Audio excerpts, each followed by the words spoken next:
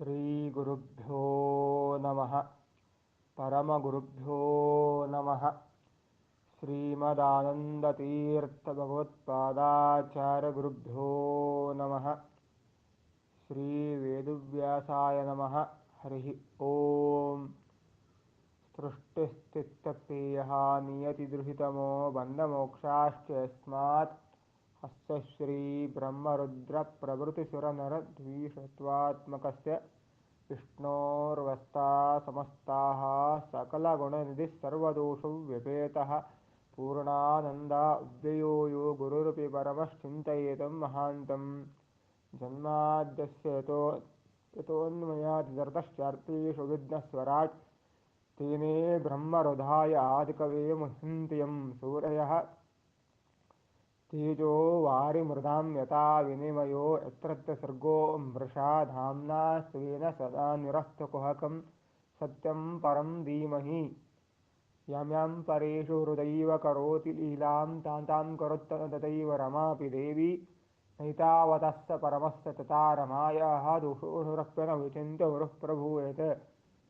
ಬುದ್ಧಿರ್ಬಲಂ ಯಶೋಧೈರ್ಯಂ ನಿರ್ಭಯತ್ವಂ ಮರೋಗತ ಅಜಾಡ್ಯಂ ವಾಕ್ಪಟುತ್ವಂ ಚ ಹನುಮಸ್ಮರಣಾತ್ ಭವೇತ್. ಭವತಿ ಯದನುಭಾವಾದೇಡಮುಕೋऽಪಿ ವಾಗ್ಮಿ ಜಡಮತಿರಭಿಚಿಂತಿರ್ಜಾಯತೆ ಪ್ರಾಜ್ಞಮೌಲಿಃ. ಸಕಲವಚನಚೇತೋ ದೇವತಾ ಭಾರತೀ ಸಾ ಮಮ ವಚಸಿ ನಿಧತ್ತಾಂ ಸನ್ನಿಧಿಂ ಮಾನಸೇ ಚ. ನಮೋऽಸ್ತು ತಾತ್ವಿಕಾ ದೇವಾಃ ವಿಷ್ಣುಭಕ್ತಿಪರಾಯಣಾಃ ಧರ್ಮಮಾರ್ಗೇ ಪ್ರೇರಯन्तೋ ಭವಂತಃ ಸರ್ವೈವ ಹಿ.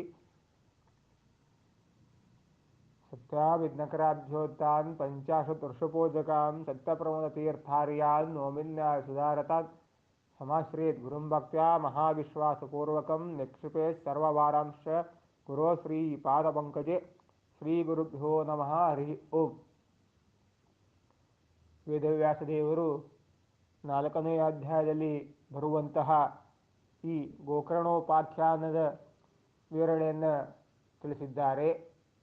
ಶ್ರೇಷ್ಠವಾಗಿರುವಂತಹ ಶ್ರೀಮದ್ ಭಾಗವತ ಗ್ರಂಥ ಗೋಕರ್ಣೋಪಾಖ್ಯಾನ ಸಪ್ತಾಹ ಕ್ರಮದಿಂದ ಹೇಗೆ ಗೋಕರ್ಣ ತನ್ನ ಅಣ್ಣನಾಗಿರುವಂತಹ ಉದ್ಧಾರವನ್ನು ಮಾಡಿದಂತಹ ಈ ಪ್ರಸಂಗ, ಸಪ್ತಾಹ ಮಾಡುವುದರಿಂದ ನಮ್ಮ ಸಂಸಾರ ಎಲ್ಲವೂ ಕೂಡ ನಿವೃತ್ತಿ ಆಗ್ತದೆ ಎಂಬುದಾಗಿ ನಿರೂಪಣೆಯನ್ನು ಮಾಡಿದ್ದಾರೆ.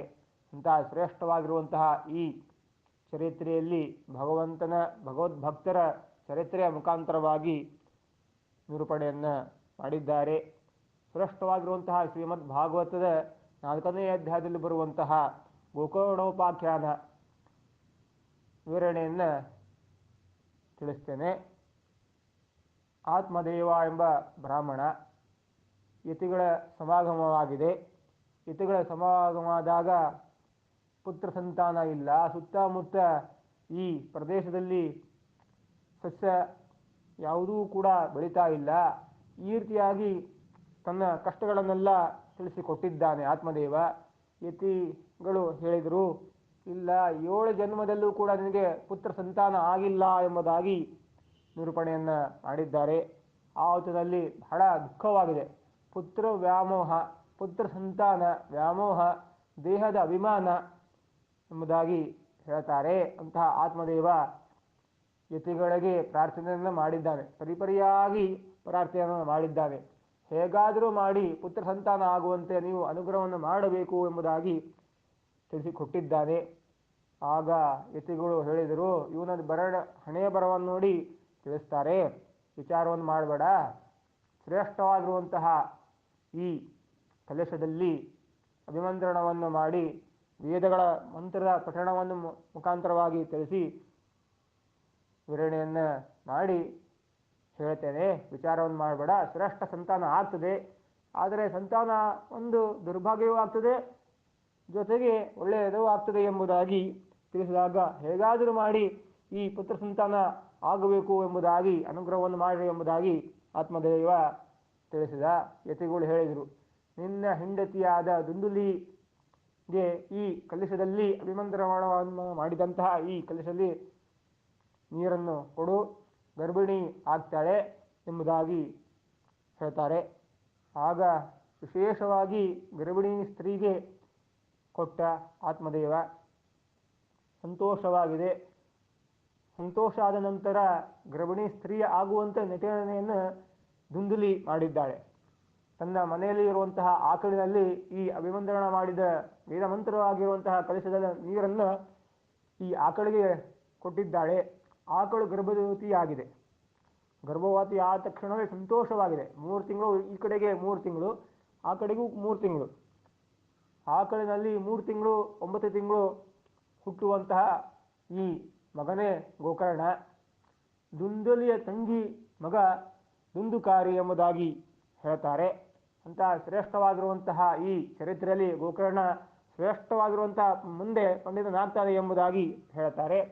ದುಂದುಕಾರಿ ಈ ದುಂದುಲಿಯ ತಂಗಿಯ ಮಗ, ಇವನು ದುಷ್ಟನಾಗ್ತಾನೆ ಎಂಬುದಾಗಿ ನಿರೂಪಣೆಯನ್ನು ಮಾಡ್ತಾರೆ. ಶ್ರೇಷ್ಠವಾಗಿರುವಂತಹ ಈ ತ್ರಿಮಾಸೆ ನಿರ್ಗತೆ ಚಾತ್ ದೇನೋ ಅಂತ ಈ ರೀತಿಯಾಗಿ ಹೇಳ್ತಾರೆ. ತ್ರಿಮಾಸ ಅಂದರೆ 3 ಮಾಸ ತುಂಬಿದೆ. ತುಂಬಿದ ನಂತರ ಗರ್ಭವತಿಯಾಗಿ ಆಕಳು ಆಗಿದೆ. ಸಂತೋಷಪಟ್ಟಿದ್ದಾನೆ.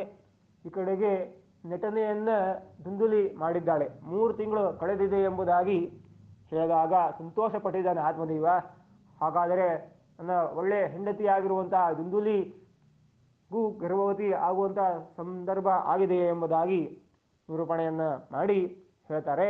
ಎಲ್ಲ ಬ್ರಾಹ್ಮಣರು ಕೂಡ ದಾನವನ್ನು ಮಾಡಿದ್ದಂತೆ. ಶ್ರೇಷ್ಠವಾಗಿರುವಂಥ ಆಕಳುಗಳನ್ನು ದಾನವನ್ನು ಮಾಡಿದ್ದಾನೆ.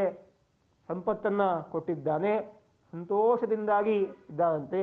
9 ತಿಂಗಳು ಆದ ನಂತರ ಭಾಗ್ಯೋದಯೋ ದೇನುಹು ಅಂತ ಈ ರೀತಿಯಾಗಿ ಹೇಳ್ತಾರೆ. ಭಾಗ್ಯ ಶ್ರೇಷ್ಠವಾಗಿರುವಂಥ ಪ್ರಸವ ಆಗಿದೆ ಆಕಳಿಗೆ. ಆಗ ಕಿವಿ ಮಾತ್ರ ಇದ್ದದ್ದು, ಅದು ಆಕಳಿನ ಕಿವಿ.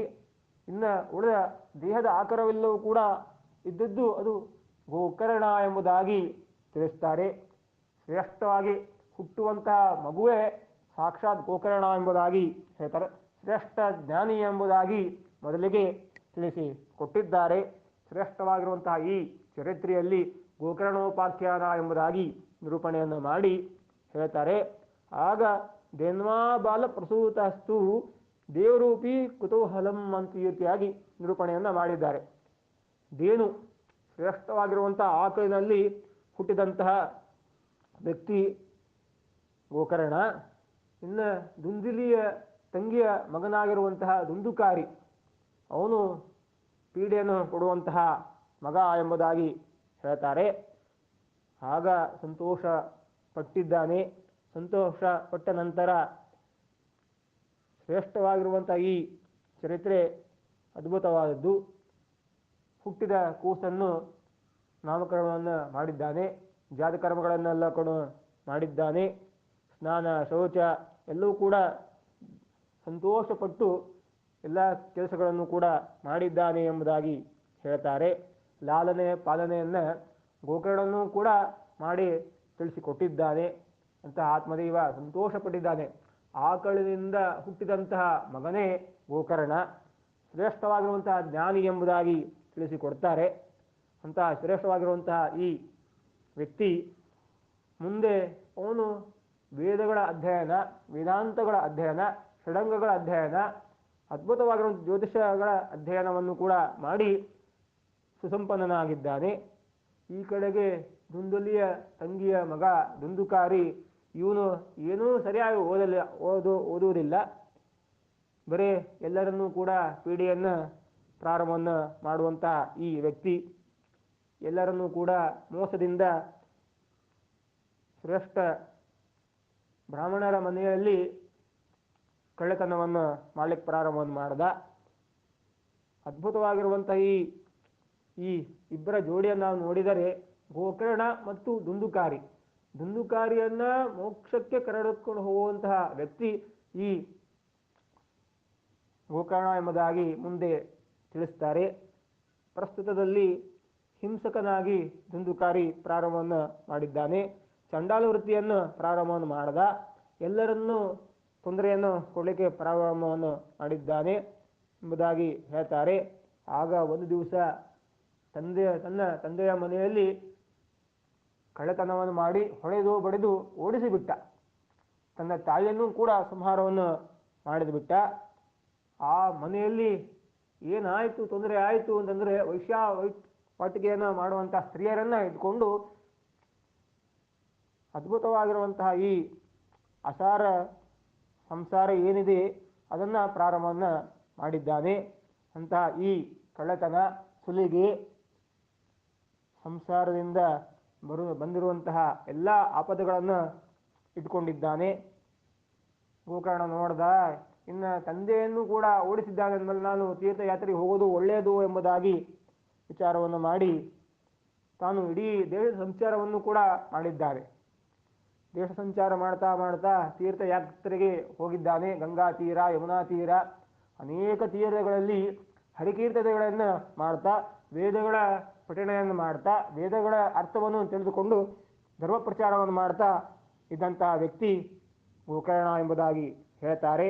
ಅಂತಹ ಶ್ರೇಷ್ಠವಾಗಿರುವಂತಹ ಈ ಚರಿತ್ರೆ ಇನ್ನೂ ಕೂಡ ವಿಶೇಷವಾಗಿ ತಿಳಿಸಬೇಕು ಎಂಬುದಾಗಿ ತಿಳಿಸ್ತಾ ನಾಳೆ ದಿವಸ ಮತ್ತೆ ತಿಳಿಸೋಣ ಎಂಬುದಾಗಿ ಶ್ರೀಕೃಷ್ಣಾರ್ಪಣಮಸ್ತು.